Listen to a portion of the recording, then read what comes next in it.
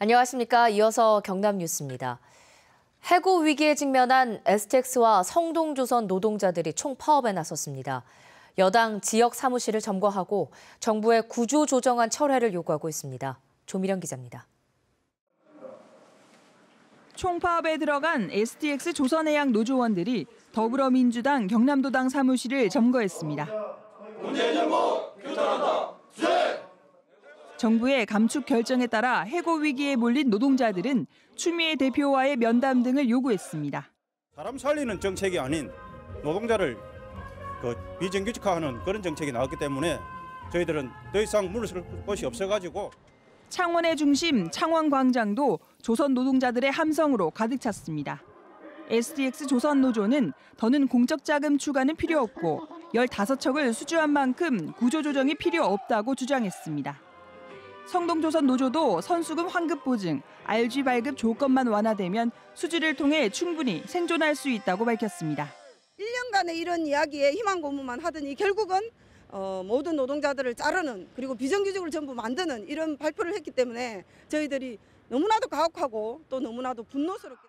두 노조는 조선업 노동자들의 생존권을 지키기 위해 경남 전역을 돌며 결의를 다져갈 계획입니다. KBS 뉴스 조미령입니다. 자유한국당 중앙당이 창원시장 후보 공천을 놓고 고심하고 있습니다. 이례적으로 후보자들을 상대로 현장 면접도 가졌습니다. 한편 더불어민주당은 이르면 다음 달 말쯤 경선으로 창원시장 후보를 결정할 예정입니다. 진정은 기자입니다. 자유한국당 중앙당 공천관리위원회가 이례적으로 경남도당을 찾았습니다. 창원시장 공천 신청자를 직접 면접 심사하기 위해서입니다.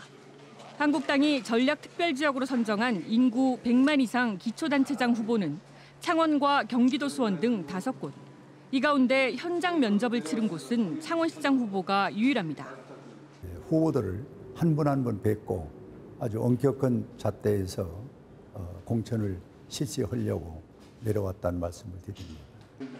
면접에 참여한 공천 신청자는 강기윤 전 국회의원, 김종량 인터폴 부총재, 김충관 전 창원시 제2부시장, 안상수 현 창원시장, 윤대규 전 경남대 부총장, 조진래 전 국회의원, 최영두 전 청와대 비서관 등 모두 7명입니다.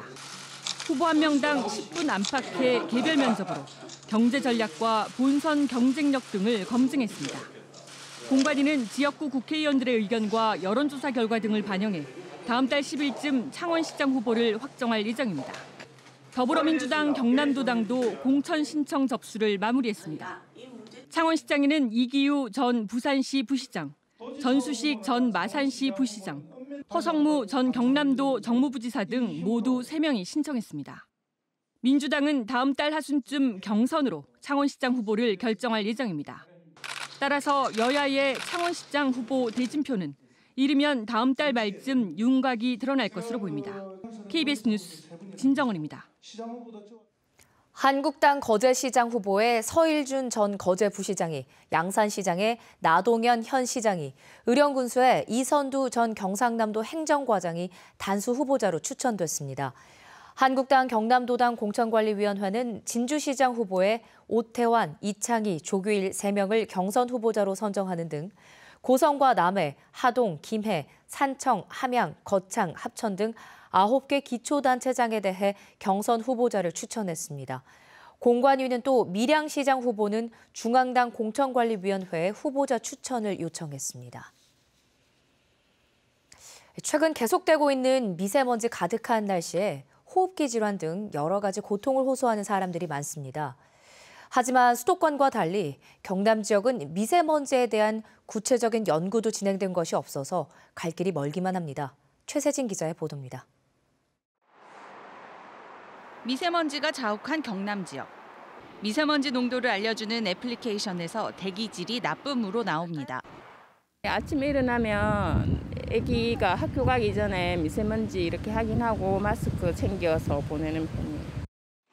미세먼지 예보 기준이 강화됨에 따라 경남 지역은 지난해 기준으로 미세먼지 나쁨 일수가 4일에서 35일로 대폭 늘어나게 됩니다. 지난해에 이어 올해도 삼천포 화력발전소 등 노후 석탄 화력발전소 가동도 오는 6월까지 4개월 중단됩니다.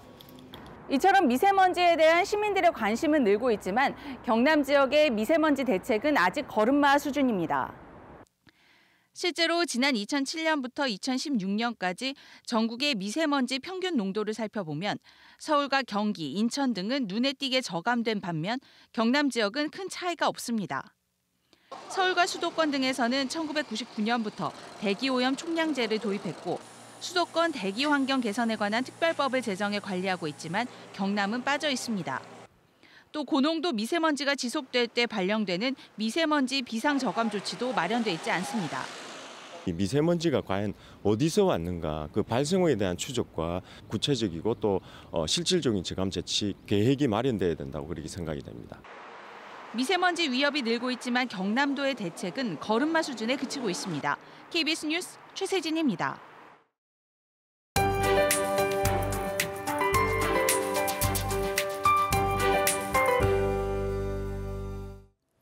밤사이 안개가 끼면서 먼지 농도가 또다시 높아졌습니다. 오늘 아침도 대부분 지역의 초미세먼지 농도가 나쁨 단계를 나타내고 있는데요. 오전까지는 먼지 농도가 계속 높다가 오후부터야 조금씩 해소되겠습니다. 하지만 안심하긴 이릅니다. 지난 월요일과 화요일 고비사막과 내몽골고원에서 황사가 발원했는데요.